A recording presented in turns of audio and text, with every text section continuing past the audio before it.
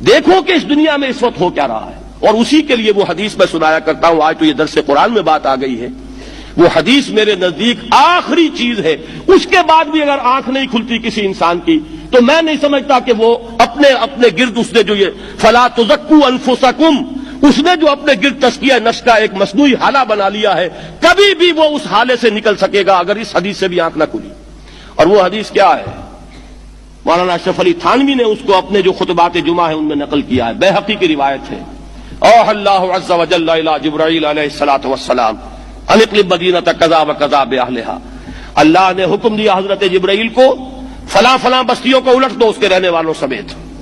قال فقال، حضور نے فرمایا، اس پر حضرت جبرائیل نے عرض کیا بارگاہ خداوندی میں، ان فیہا عبدک فلانا لم یعصک طرفۃ عین، پروردگار اس بستی کو الٹ دوں، اس میں تو تیرا فلاں بندہ بھی ہے جس نے کبھی پلک جھپکنے جتنی دیر بھی معصیت میں بسر نہیں کی۔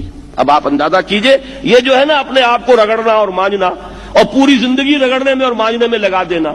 ہم بعض بزرگوں کے تذکرے میں سنتے ہیں اتنے اللہ والے تھے کہ ان کا گھوڑا بھی کوئی مشکوک دانہ نہیں کھاتا تھا، اور وہ خود جو ہے وہ انگریز کی عدالت میں بیٹھے ہوئے اور انگریز کی نوکری کر رہے تھے۔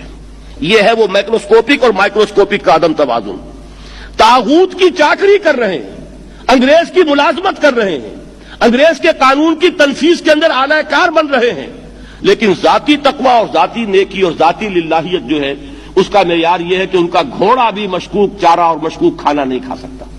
یہ ہے وہ عدم توازن، اس کو نوٹ کیجیے گا، جس کو کہ اس حدیث میں محمد رسول اللہ صلی اللہ علیہ وسلم نے واضح کر دیا کہ حضرت جبرائیل عرض کرتے ہیں کہ اللہ فلاں بستی کو الٹ دوں، اس میں تو تیرا فلاں بندہ بھی ہے جس نے پلک جھپکنے جتنی دیر بھی معصیت میں بسر نہیں کی۔ ذاتی نیکی کا اب اس سے اونچا کوئی مقام کوئی شخص مجھے اگر بتا سکے تو میں اس کا مرید ہو جاؤں گا۔ اس سے اونچا کوئی مقام ہوگا کہ آنکھ جھپکنے جتنی دیر بھی کسی نے معصیت میں بسر نہیں کی، ذاتی نیکی کی معراج۔ لیکن حکم کیا ہوا بارگاہ خداوندی سے؟ قال فقال، حضور نے فرمایا، اللہ تعالیٰ نے حکم دیا جبرائیل کو، اقلب علیہ وعلیہ، الٹو اس بستی کو، پہلے اس بدبخت پر پھر دوسروں پر۔ کیوں؟ فإن وجہہ لم یتمعر فی ساعۃ قط، اس لیے کہ اس کا چہرہ کبھی میری غیرت میں سرخ نہیں ہوا، اس چہرے کا رنگ نہیں بدلا۔ بے غیرت انسان، بدیاں پھیلتی رہیں، میرے دین کو روندا جاتا رہا، میری شریعت کی دھجیاں بگڑتی رہیں، عوامر کا مذاق اڑایا جاتا رہا، نواہی کے لیے دنیا کے اندر جن چیزوں سے میں نے روکا اس کے لیے فلسفے تراشے گئے، اور یہ لگا رہا مست رکھو ذکر و فکر صبح گاہی میں اسے، یہ سوائے ذاتی اپنے اس اصلاح کے اور ذاتی تقوی کے اور ذاتی نیکی کے اور ذاتی عبادت گزاری کے یہ میدان میں نہیں آیا، اس کا خون نہیں کھولا کبھی، اس کے چہرے کا رنگ متغیر نہیں ہوا، لہذا یہ دوہرا مجرم ہے۔ یہ ہے وہ تصور جو یہاں پر نوٹ کیجئے۔